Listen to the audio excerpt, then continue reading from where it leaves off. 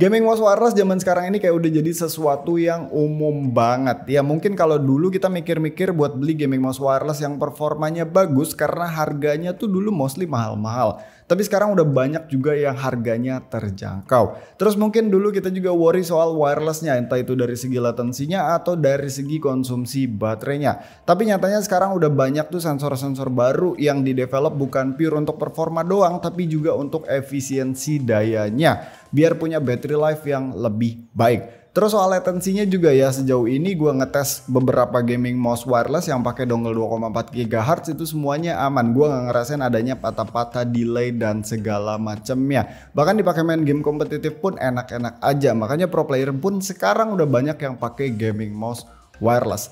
Tapi yang ngeselin dari gaming mouse wireless adalah kalau baterainya habis kita harus cari kabel dan colok, terus ya tungguin sampai penuh buat ngecasnya. Itulah kenapa gue suka sama mouse yang punya dock charging kayak MSI GM31 Lightweight Wireless baru ini. Mouse ini baru aja dirilis MSI kemarin dan dia seperti yang gue bilang, dia punya dock charging buat ngecas si mouse-nya. Jadi kalau PC kita lagi nyala tapi kita nggak pakai mouse, misalkan lagi nonton gitu ya, tinggal sambil taruh aja mouse-nya di atas dock chargingnya. Di sini dia pakai mekanisme magnet 2 pin yang sayangnya dock chargingnya ini terlalu ringan. Jadi kalau diangkat tuh suka ke bawah gitu, nggak bener-bener diem di atas meja. Tapi bagusnya di dock chargingnya ini ada semacam port USB Type A buat kita bisa colok dongle-nya di sini. Jadi semacam USB extender buat dongle-nya biar lebih dekat dengan mouse-nya. Karena kita pasti simpen dock-nya itu deketan sama area mouse kita. Ini bikin konektivitas wirelessnya tentu saja sangat aman sekali, nggak ada lag ataupun kejadian tiba-tiba disconnect. Docknya ini juga tentu saja udah punya port Type-C di bagian bawahnya, yang mana kabelnya ini kita udah dapat juga dalam paket penjualannya. Meskipun ya ini kabelnya tuh lebih kelihatan ditunjukkan buat mouse-nya, soalnya dia punya header yang fit dengan mouse-nya. Dan ini kabelnya paracord juga, yang mana sebenarnya dock charging itu tentu saja tidak butuh paracord. Tapi nggak apa-apa banget, biar kalau mau pakai mode kabelnya ini mouse ya dapat kabel yang proper. Dan by the way bukan tanpa alasan port Type-C di mouse ini dibuat agak masuk ke dalam dengan cutout yang gede. Karena di sini kita bisa simpen dongle-nya dengan fit banget. Ini bagus sih, bakalan kepake banget kalau mouse-nya suka dibawa kemana-mana. Oh iya, di bagian bawah mouse-nya ini selain ada 2 pin buat tempel ke dock-nya, di sini juga ada 1 buah switch buat nyala matiin dan ada 1 buah tombol DPI. Serta tentu saja ada PTFE Fit yang udah ngacir banget diajak gliding. Di bagian samping dia ada surface karet-karetan yang lembut banget dan ini ada di bagian kanannya juga. Terus ada side button dengan posisi yang enak dengan finishing gloss. Nah untuk bentuk keseluruhan dari mouse-nya sendiri begini, dia ini masih ada mirip-miripnya sama GM41 yang udah lama gua review. Meskipun GM41 itu ambidex sedangkan GM31 ini ergo. Yang cukup menarik di sini adalah soal profilnya. Ini mouse tuh nggak panjang-panjang amat ya, cuman ada di 120 mm tapi punya lebar yang cukup slim. Bagian paling sempitnya dia ada di 54 mm dan bagian paling lebarnya itu ada di 64 mm dengan tinggi di 37 mm. Jadi berasa banget kalau mouse ini slim, panjangnya 120 mm tapi rasanya kayak lebih dari itu.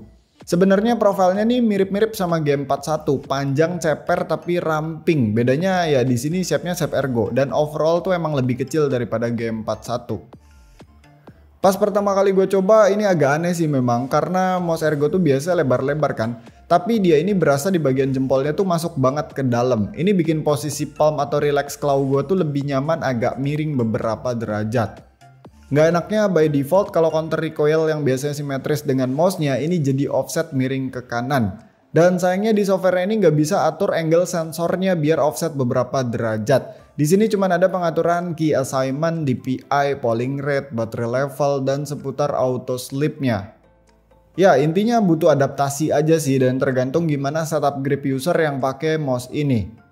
Yang jelas buat tangan gue dengan ukuran sekitar 18x8 cm, palm grip berasa banget rampingnya. Untuk claw agak pegel karena jempol, jari manis, dan kelingkingnya tuh terlalu masuk. Sedangkan untuk fingertip aman-aman aja sih. Di sisi lain untuk klik buttonnya juga berasa ramping karena flare-nya dia tuh cukup curvy. Jadi berasa banget jari kita tuh harus ada di posisi tengah-tengah. Scroll wheel-nya punya posisi yang pas, dia nggak terlalu nonjol juga, nice, dan tentu saja sudah dilapisi karet. Feedback-nya juga enak by the way. Selain itu untuk coatingnya bagus sih, sama aja kayak G41, konsisten dan gak ada masalah sama sekali selama gua coba. Dan gak fingerprint magnet juga, nice. Oh ya, karena ini mouse bawa-bawa kata lightweight, jadi bobotnya emang ringan sih, yaitu ada di 73 gram. Emang nggak yang ringan-ringan amat ya, tapi bagi sebagian orang yang nggak suka mouse terlalu ringan, mungkin kepala 7 ini malah jadi sweet spotnya. Untuk performa ya udah cukup kok, switchnya pakai Omron 60 juta kali klik, punya tactile yang crispy dan respon yang kenceng.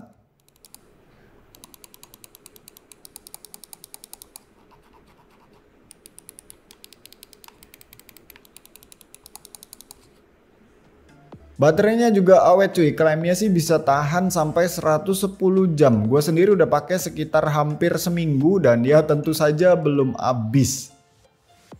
Terus untuk sensornya dia pakai Pixar PAW 3311. Cukup jarang nih yang pakai 3311 karena ini sensor bisa dibilang masih mid end dan agak kentang. Biasanya setup mouse kayak gini ya udah pakai 3370 atau 3395. Tapi sebenarnya buat gue sendiri cukup-cukup aja kok. Toh ini udah di atasnya 3327 dan by spec pun bagus kok. 300 IPS tracking speed dan 35G acceleration. Dipakai main game macem-macem gak ada problem sama sekali. Ya paling segitu aja yang bisa gue ceritain tentang MSI Clutch GM31 Lightweight Wireless ini. Untuk harga resminya ada di 799.000 aja. To be honest ini harganya masih wajar. Maksudnya biasanya brand-brand PC yang gak biasa main di peripheral itu kayak sekedar melengkapi line up-nya aja pas bikin peripheral, tapi dijual dengan harga yang cukup mahal. Satu-satunya selling point mereka itu ya cuma kalau lu pengen setup lo seragam dari satu brand doang. Tapi sekarang MSI GM31 ini punya harga yang menurut gue masih wajar banget.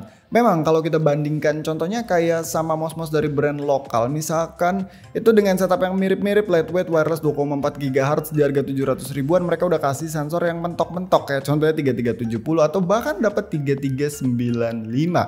Tapi nggak ada satupun dari mereka yang punya dock charging. Mereka ngecasnya masih tradisional, biasa colok kabel dari bagian depan.